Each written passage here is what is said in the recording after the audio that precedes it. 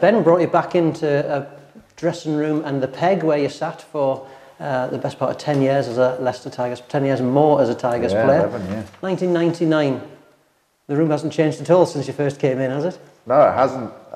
It's a bit emptier and less smelly than it might have been with the likes of Darren Garforth and Dorian West in here. But yeah, it's sort of strange when I first came in that a lot of the senior internationals were away with the Rugby World Cup, obviously, and actually quite a challenge because the first couple of games of that campaign didn't go quite so well, losing the first game of the season to Northampton away, and then a lot of pressure on us youngsters coming in. But I think actually that put us in really good stead. We went on to win the league, and the fact that we had that Welford Road aura sort of got us through a couple of games that it might not have done had we not had that in our armoury. What are your recollections of the first time you had to run out here? Running through the crowd was a novelty? I think the thing that always struck me, it wasn't necessarily running through the crowd as you went onto the pitch, but the noise above you.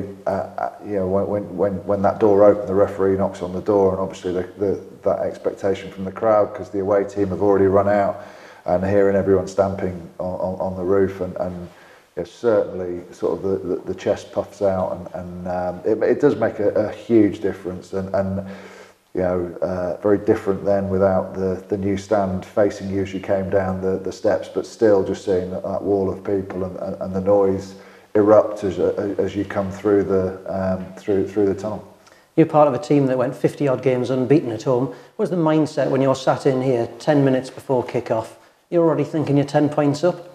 There was certainly got to a point where you knew teams, obviously no teams beaten before they arrived, but you knew if you got a foothold into the game and you did what you wanted to do, that teams psychologically would think they were beaten. I think speaking to guys when you went away with England, they would say about coming to Welford Road, you just could pick up the vibes that they didn't want to come here. What was the moments like before kick-off in this room? Who were the chatty ones? Who were the guys who just wanted to be left alone? I think that was probably the good thing about this this room was that everyone was quite chatty. The type of chat Darren Garforth might give would be very different to the type of chat that pesky Austin Healy sat over here or over there would give. Darren always manned the door, and Austin used to take delight in leaving the door open, going out of the changing room all the time and leaving it open, because Darren hated the door being open, and he'd slam it and mutter a few expletives to Austin, and Austin it became a game for him. But it was interesting actually that there was a general feel of excitement in the room, and that manifested itself in different ways depending on the different personalities. After the game, you probably had to sit next to Martin Corrie with his bag of fish and chips on the go, did he? Yeah, he would.